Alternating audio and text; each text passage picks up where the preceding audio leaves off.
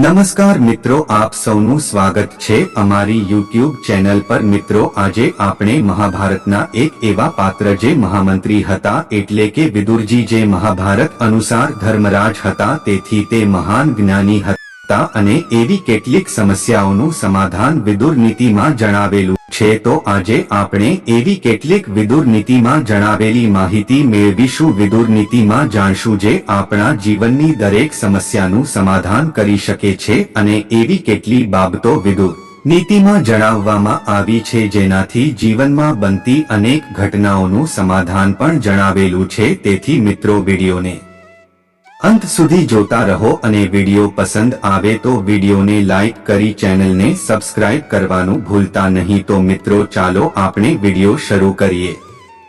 એક નારી ધૂર્ત, આળસુ, ક્રોધી, અહંકારી, ચોર, કૃતઘ્ન અને નાસ્તિક ઉપર કદી વિશ્વાસ કરવો જોઈએ નહીં।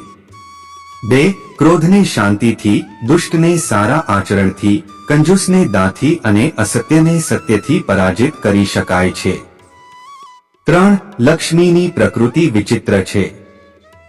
તે અત્યધિક શ્રેષ્ઠ ગુણોવાળા, દાનશીલ, વીર, દ્રઢતા અને બુદ્ધિનું અભિમાન રાખનારા પાસે નથી રોકાતી।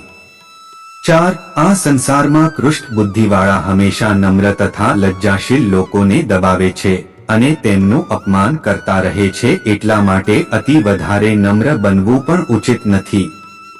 5. એ હાનિ નથી જે પાછળથી લાભ આપે। આ સંસારમાં નાશ એને કહેવામાં આવે છે જે ધર્મ, અર્થ અને ચરિત્ર બધાને નષ્ટ કરી દે છે। 6. જે મનુષ્યોના ખફા થવાથી આજીવિકા મેળવવાના કાર્યમાં વિઘ્ન ઉત્પન્ન થઈ જાય તેમની પૂજા દેવતાઓ સમાન કરાવી જોઈએ। 7. પોતાના વશમાં આવેલ શત્રુને ક્યારેય છોડવો નહીં। જ્યારે તમે અશક્ત હોવ તો નમ્રતાપૂર્વક શત્રુને માન આપો અને જ્યારે શક્તિઓ પ્રાપ્ત કરી લો ત્યારે તેનો જડમૂળથી નાશ કરી નાખો। શત્રુનું અસ્તિત્વ હંમેશા ભય પ્રદાન કરે છે।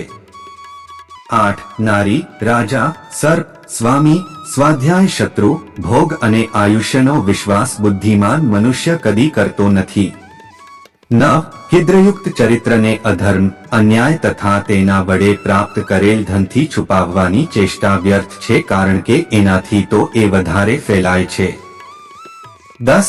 પચવા યોગ્ય અન્નની, યૌવનાવસ્થાને ઓળંગી ગયેલ સ્ત્રીની, યુદ્ધમાં જીતનાર પરાક્રમીની તથા પરમતત્વને જાણનાર તપસ્વીની બધા જ પ્રશંસા કરે છે। 11. જેનો આત્મા પાપકર્મ છોડી ચૂક્યો છે અને પુણ્ય કર્મોમાં લાગી ગયો છે, તેણે બધું જ જાણી લીધું છે એવું માનવું જોઈએ। 12.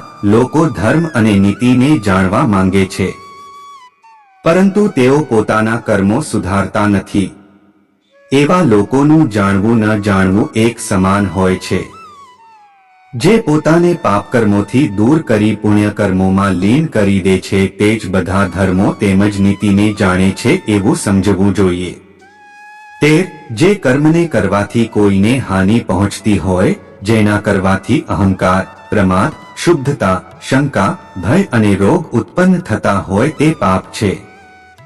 14. જે કર્મને કરવાથી મન, આત્મા પ્રસન્ન અને સંતુષ્ટ બને, કોઈને હાનિ ન પહોંચે, જેના લીધે પોતાની સાથે સાથે બીજાઓનું પણ કલ્યાણ થતું હોય, જેનાથી સંતોષ મળતો હોય અને જે પરમાર્થિક આનંદ આપતો હોય તે જ પુણ્ય છે।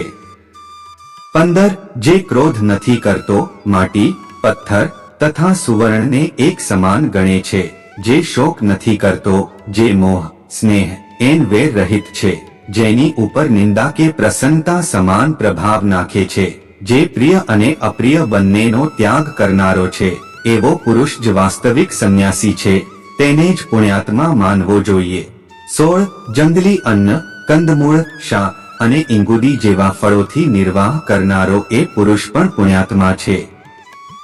જે વનમાં રહીને જગકલ્યાણ માટે ચિંતન તથા યજ્ઞ કરતો રહે છે અને અતિથિઓને સન્માનપૂર્વક આદર આપી આતિથ્ય પ્રદાન કરે છે। 17. આ નાશવંત સંસારમાં કેવળ ધર્મ જ નિત્ય છે, અજર અમર છે, કારણ કે તે સંસ્કાર બનીને બીજરૂપે જીવાત્મામાં વ્યાપ્ત થઈ જાય છે। આ સંસારના સુખ દુઃખો તો આવવા જવાવાળા અનિત્ય ભાવ છે, જ્યારે જીવાત્મા નિત્ય છે. એનો નાશ નથી થતો, પરંતુ તેના બધા જ ભૌતિક સાધનો જેવા કે શરીર તેમજ શરીરની બધી જ ઇન્દ્રિયો અનિત્ય છે. તમે અનિત્યનો ત્યાગ કરી ધર્મરૂપી નિત્યમાં લુપ્ત બની સંતુષ્ટિ પ્રાપ્ત કરો, કારણ કે સંતોષમાં જ ખરું સુખ સમાયેલું છે. 18. જે માનવી ધર્મ કામ અર્થનું સમયાનુસાર સેવન કરે છે તે આ લોકમાં અને પરલોકમાં પણ એના સંયોગને પામે છે. વૈદિક સંસ્કૃતિમાં ગૃહસ્થોને ધર્મ અર્થ કામ અને મોક્ષને પ્રાપ્ત કરવાનો આદેશ આપવામાં આવ્યો છે. તેમાં કહેવામાં આવ્યું છે કે મનુષ્ય આ બધાનું સેવન યથા સમયે આવશ્યકતા અનુસાર જ કરવું જોઈએ. 19. જે માનવી ધર્મ અર્થ કામ અને મોક્ષ આ ચારેયમાં સિદ્ધિ મેળવવા માંગતો હોય તેણે સૌપ્રથમ ધર્મનો માર્ગ અપનાવવો જોઈએ, કારણ કે ધર્મથી જ અર્થની પ્રાપ્તિ થાય છે અને અર્થથી કામનાને પૂર્ણ શક્તિ પ્રાપ્ત થાય છે. 20. અધર્મ વડે યશ પ્રભુત્વ અને વ્યક્તિત્વની પ્રાપ્તિ નથી થતી અને એના વગર કામનાની પૂર્તિ પણ નથી થતી. ધર્મ વિના તો મોક્ષ પ્રાપ્તિની કલ્પના પણ કરી શકાય નહીં. એટલા માટે સૌથી પહેલા ધર્મને જ અપનાવવો જોઈએ. 21. માનવીએ ભય કામ અને લોભથી વશીભૂત બનીને અથવા તો પ્રાણની રક્ષા માટે પણ પોતાના ધર્મનો પરિત્યાગ ક્યારેય કરવો જોઈએ નહીં. 22. સત્યની રક્ષા ધર્મથી થાય છે, વિદ્યાની રક્ષા અભ્યાસથી થાય છે, સૌંદર્યની રક્ષા સફાઈથી થાય છે અને કુળની રક્ષા ઉત્તમ આચરણથી થાય છે. માટે ધર્મના આચરણને ધારણ કરનારે હંમેશા સત્યનો જ પક્ષ લેવો જોઈએ. કોઈ લોભ મોહ અથવા પ્રભુત્વની આશામાં અસત્યનો પક્ષ લેવો જોઈએ નહીં. અસત્યના પક્ષમાં ક્યારેય ધર્મની રક્ષા થઈ શકતી નથી. 23. મૃત્યુ બાદ શરીર અગ્નિમાં બળીને નષ્ટ થઈ જાય છે, પરંતુ તેના ધર્મના સંસ્કાર બીજરૂપ બનીને તેની આત્મામાં એકાકાર બની જાય છે.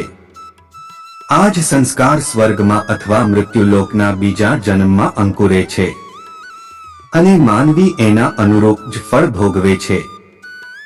એટલા માટે દરેક માનવી માટે એ જરૂરી છે કે તે ધીમે ધીમે ધર્મના સંસ્કાર બીજોને ભેગા કરતો રહે, કારણ એ જ તેને આ લોક અને પરલોકમાં સુખ આપશે. 24. આ દુઃખભર્યા વિશ્વમાં કેવળ ધર્મ જ કલ્યાણ કરનાર છે. જેવી રીતે ક્ષમા જ એકમાત્ર શાંતિનો ઉપાય છે, એક વિદ્યા જ બધા પ્રકારના સુખો આપનારી છે અને એકમાત્ર અહિંસા જ સુખનો ભાવ આપનાર છે. 25. સંસારમાં ધન યશ પ્રભુતા વ્યક્તિત્વ સગા સંબંધીઓ પત્ની અને પુત્રથી મનુષ્યનું કલ્યાણ નથી થતું. આ બધા કોઈને કોઈ આશાથી સંકળાયેલા હોય છે અને જ્યારે તેઓ જાણી જાય છે કે તેમની આશાઓ પરિપૂર્ણ થશે નહીં ત્યારે તેઓ વ્યક્તિ સાથે ક્રૂરતાપૂર્વક સંબંધ તોડી નાખે છે. એકમાત્ર ધર્મ જ એવો છે કે મૃત્યુ બાદ પણ માનવીનો સાથ નથી છોડતો, એટલા માટે સંસારમાં ધર્મનો જ માર્ગ અપનાવવો જોઈએ. 26. એકમાત્ર ક્ષમા આપવાથી જ શાંતિ સ્થપાય છે. ક્રોધ અને વેરની ભાવના ક્યારે હૃદયના અગ્નિને શાંત નથી કરી શકતા. કેવળ વિદ્યા જ મનુષ્યને સંતુષ્ટિ પ્રદાન કરે છે. બાકીની બધી જ જરૂરિયાતો માત્ર તૃષ્ણા જ જગાડે છે. આવી રીતે કેવળ અહિંસા જ મનુષ્યને સુખ આપે છે. માટે માનવીએ પોતાના જીવનમાં ધર્મ ક્ષમા વિદ્યા અને અહિંસાને જ અપનાવવા જોઈએ. 27. સારા કર્મો કરવાથી ધન તેમજ ઐશ્વર્ય પ્રાપ્ત થાય છે. એનો ચતુરાઈથી ઉપયોગ કરવાથી તેમાં વૃદ્ધિ થાય છે.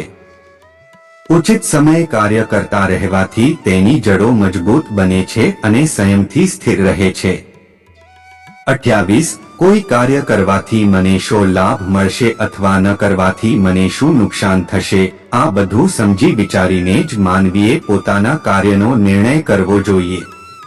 29. સમજ્યા વિચાર્યા વિના એકાએક કોઈ કામ કરવું જોઈએ નહીં. એમાં લાભને બદલે હાનિ જ થાય છે. માનવીએ કોઈ પણ કાર્ય સમજી વિચારીને લાભ હાનિની ગણતરી કર્યા બાદ જ કરવું જોઈએ. 30 જ્યારે કોઈ પણ ધ્યેયથી કાર્ય કરવાનું હોય ત્યારે ધૈર્યવાન માનવીએ તેના ફળ વિશે સારી રીતે વિચાર કરી લેવો જોઈએ કે તે આ કાર્ય કરે કે ન કરે.